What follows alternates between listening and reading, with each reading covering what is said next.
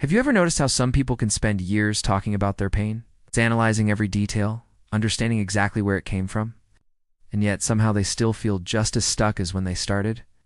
It's almost as if the mind can know everything about a wound, but the wound itself remains untouched, waiting for something deeper than words to reach it.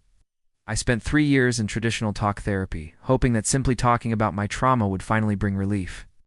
Week after week, I sat across from a compassionate therapist, sharing my story in excruciating detail. I became an expert at describing my pain, tracing it back to childhood and analyzing every trigger. But despite all the insight, I still felt stuck. My body was tense. I'd freeze in stressful situations, and old wounds kept resurfacing. When we talk about trauma, we're using the thinking part of our brain, the prefrontal cortex. We analyze, explain, and sometimes even intellectualize our pain. But trauma lives much deeper in our bodies, our nervous systems, and our inner child. Research shows that 18 to 36% of people drop out of trauma-focused talk therapy, not because they're unwilling, but because something fundamental is missing. Repeating the story can actually reactivate the pain, making it feel fresh all over again. We might become stuck in what I call story mode, believing that insight alone will heal us. But Dr. Bessel van der Kolk, in his groundbreaking book, The Body Keeps the Score, explains that trauma isn't just a story in your mind, it's a wound held in your nervous system and body. I could talk about my trauma endlessly, but my body still reacted as if the danger was happening right now. I'd get a knot in my stomach, my heart would race, and I'd feel disconnected from the present. That's when I started exploring somatic therapy, which focuses on how trauma lives in the body. Real healing happens when we feel and safely process the emotions stored in our bodies. This means allowing ourselves to feel grief, anger, or fear without judgment. Using somatic practices like deep breathing, movement, or grounding, most importantly, reparenting our inner child, offering compassion and safety to the parts of us that are still hurting. I remember a breakthrough moment during a somatic therapy session. My body started trembling uncontrollably. My therapist encouraged me to stay with the sensation rather than push it away. Allowed my body to finish what it had started years ago, releasing the tension I'd been holding on to since childhood. Afterwards, I felt lighter, and my chronic shoulder pain eased for the first time in years.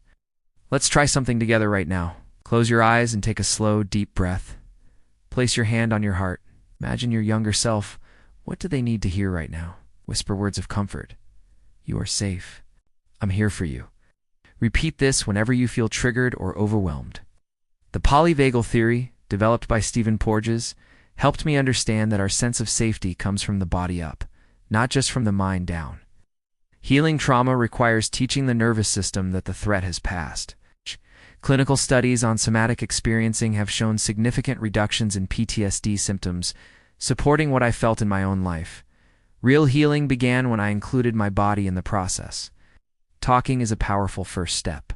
But true healing means going deeper, connecting with your body, your emotions, and your inner child. If you've been talking about your trauma and still feel stuck, you're not alone and you're not broken. You might just need to invite your body into the healing conversation. Perhaps as you watch this video, some part of you already knows this truth has always known, it waiting patiently for the right moment to begin this deeper journey. So let's start by acknowledging that you're not broken. You've already taken the brave step of seeking help and learning about trauma-informed care. That in itself is a huge step towards healing. Now let's talk about why talking alone might not be enough. Think about it this way. Imagine you're sitting in a room and someone asks you, "How are you?" You might say, "I'm fine," even though on the inside you're feeling a whirlwind of emotions.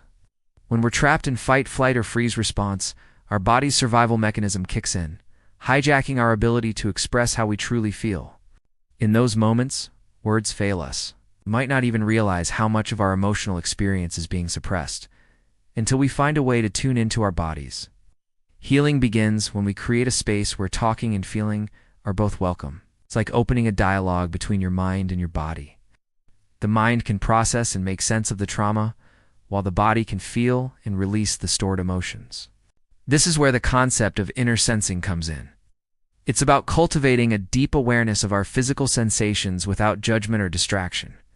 When we turn our attention inward, we can start to notice the subtle cues our body is giving us. Maybe it's a tight chest or a lump in the throat, a flush in the face or tears welling up. These sensations are like puzzle pieces offering glimpses into our emotional landscape. They're invitations to explore, not to fix. By naming and acknowledging these feelings, we begin to reclaim our narrative and break free from the grip of trauma. However, facing these emotions can be daunting.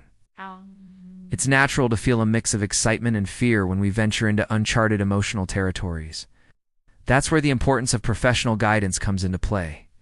Therapists or somatic coaches can provide the map and compass we need to navigate these inner landscapes safely.